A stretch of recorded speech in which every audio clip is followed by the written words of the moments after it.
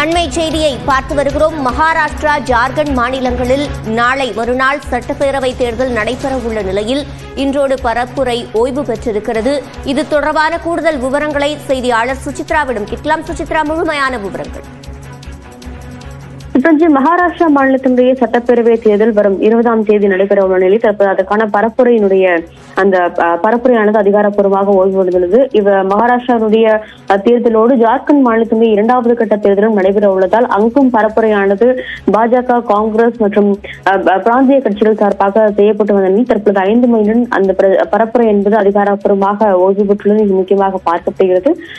2 பக்கங்களும் மிக முக்கியமாக பாஜக மற்றும் அதற்கு எதிராக இந்தியா கூட்டணி கட்சிகள் ஜார்க்கண்ட் மற்றும் மகாராஷ்டிராவில் களத்தில் இருக்கும் நிலையில் அதற்கான ஒரு மும்முனைப்புடன் ஒரு பரப்புரையில் 2 கட்சிகளுமே ஈடுபட்டு முக்கியமாக பார்க்கப்படுகிறது. பாஜக மற்றும் காங்கிரசுடைய மூத்த தலைவர்களும் நேரடியாகவே சென்று பல்வேறு அரசியல் பிரச்சாரங்களிலும் பேரணிகளிலும் ஈடுபட்டது குறிப்பிடத்தக்கது.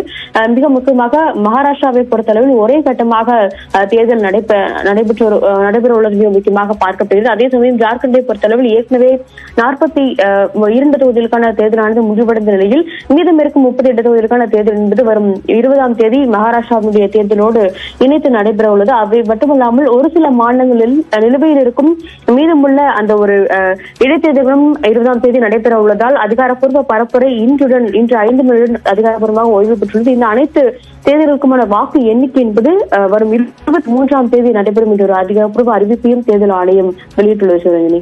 விவரங்களை வழங்கியமைக்கு நன்றி சுசித்ரா.